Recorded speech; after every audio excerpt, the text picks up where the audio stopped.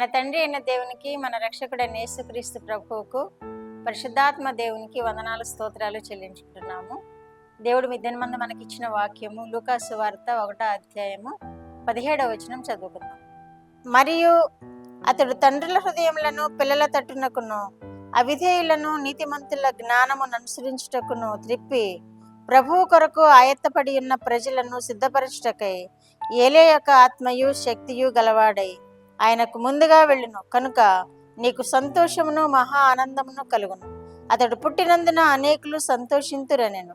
ఈ మాటలు దేవుని దూత జకర్యా దగ్గరకు వచ్చి, బిడ్డ పుట్టబోతున్నాడు, నీకు బిడ్డకు ఈ పేరు పెడతావు, నీ బిడ్డ ఈ విధముగా ఉంటాడు అని తెలియచేస్తూ ఆ బిడ్డ యొక్క స్థితి ఎలా ఉంటుంది, ఆ బిడ్డ భూమి మీదకి వచ్చి ఏం చేయబోతున్నాడు అని ఈ వాక్యం ద్వారా జకర్యాకు తెలుపుతూ ఉన్నాడు.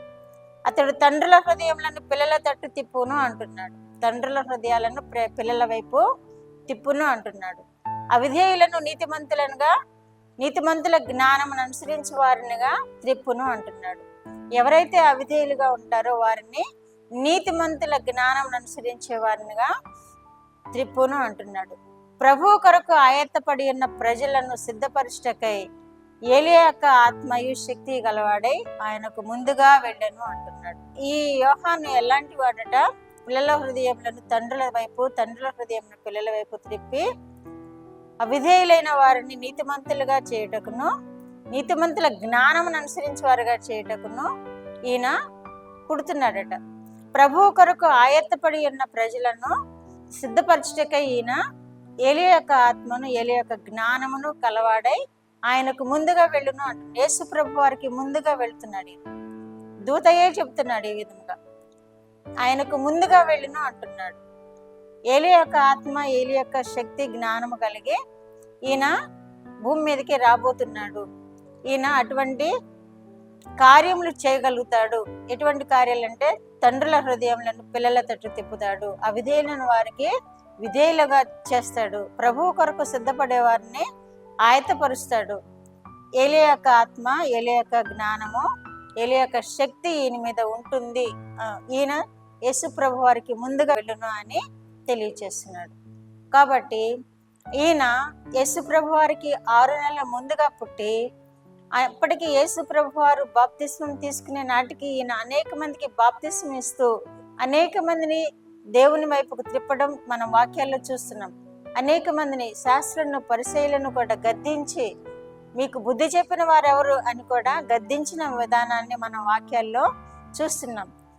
ఈయన సర్పసంతానమా అని కూడా ఈయన వారిని సంబోధించినట్లు మనము చూస్తున్నాం. గద్దిస్తూ వారికి బోధించినట్లు చూస్తున్నాం. జ్ఞానంతో నింపుతున్నట్లుగా మనము చూస్తున్నాం. ఆయన అటువంటి గద్దింపుతో కూడిన బోధన చేసినప్పుడు వారందరూ కూడా విని ఉన్నారు, కానీ వారేమి ఎదురు తిరిగిన విధానము మనకు వాక్యాల్లో కనబడట్లేదు. కాబట్టి యేసుక్రీస్తు యొక్క మహిమను ఈయన ముందుగా వెల్లడి చేయడానికి, యేసుక్రీస్తు మార్గమును ముందుగా ఈయన సిద్ధపరచడానికి వచ్చినట్లుగా మనం ఈ వాక్యాల్లో చూస్తున్నాం. దేవుడు ఈ విధముగా ఈ బిడ్డను ఆశీర్వదించి భూమి మీదకి పంపించినట్లుగా మనము చూస్తున్నాం. నీకు సంతోషము కలుగుతుంది అని చెప్తున్నాడు. నీకు సంతోషం కలుగుతుంది, అక్కడ ఈ బిడ్డ పెట్టడం వలన అనేక మంది సంతోషిస్తారు అని కూడా దూత తెలియజేస్తున్నాడు. ఈ విధముగా యోహానును గురించి దేవుడు దూతకు సెలవిచ్చి ప్రకటన చేయమని ఈ జకర్యా దగ్గరకు పంపించిన విధానాన్ని మనం చూస్తున్నాం. కాబట్టి మనము ఆ విధముగా జ్ఞానం పొందుకోవాలి. యేసుక్రీస్తు బోధ వలన, యోహాను బోధ వలన, ఇంకా దైవ సేవకుల బోధ వలన, ప్రవక్తల బోధ వలన మనము జ్ఞానం పొందుకోవాలి. దేవుని కోసం మనము ఆయత్తపడి ఉన్నాం కాబట్టి వారు మనకు బోధించే విషయాలన్నిటినీ మనము మనసులో భద్రం చేసుకోవాలి. మరియా అదే చేసింది కదా. మరియా యేసుక్రీస్తుని గురించి ఏమేమి కార్యాలు జరుగుతున్నాయో, ఏమేమి జరిగిస్తూ ఉన్నారు అవన్నీ హృదయాల్లో భద్రం చేసుకుని వాక్యంలో తెలియచేసిన విధముగా మనం కూడా ఈ ప్రవక్తల వచనాలను, యేసుక్రీస్తు వచనాలను, యేసుక్రీస్తు బోధను, ఈ యోహాను బోధను, ప్రవక్తల బోధలను మనము హృదయాల్లో భద్రం చేసుకొని మనము ఆయన కొరకు సిద్ధపడి ఉన్నాము కనుక మనము ఆయన కృపలో, ఆయన జ్ఞానంలో ఎదగడానికి ఈ వాక్యాలన్నీ మనకు ఉపయోగపడతాయి కనుక మనము ఆ విధముగా సిద్ధపాటు కలిగి ఉన్నాం. దేవుని కొరకు మనము దేవుని రాకడ కొరకు మనం సిద్ధపాటు కలిగి ఉన్నాం.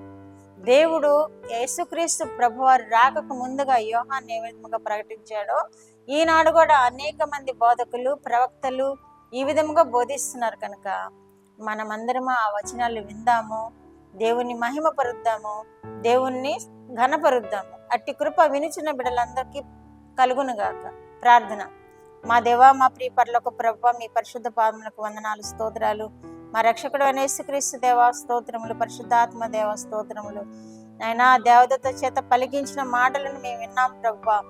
తండ్రి, వారు బోధిస్తున్న జ్ఞానమును, వారు బోధిస్తున్న నాయనా శక్తిని మా ప్రభువా మేము అంగీకరించి ప్రభువా సరిచేయబడుతూ ప్రభువా మీకు విధేయులమై జీవించే కృప దయచేయండి ప్రభువా. నాయన ప్రవక్తల వచనాలను మేము అర్థం చేసుకుని మా హృదయాల్లో భద్రం చేసుకుని వాటిని అనుసరించి జీవించే కృప దయచేయండి ప్రభువా. బిడ్డలందరినీ మీరు దీవించండి, కుటుంబాలను ఆశీర్వదించండి, మీ మహిమ కొరకు జీవింప చేసుకునండి. మీరే మహిమ, ఘనత, ప్రభావాలు పొందుకొనమని యేసుక్రీస్తు వారి పేరిట మనలో మీ పాదముల వద్ద వేడుకుంటున్నాను పరమ తండ్రి. ఆమేన్.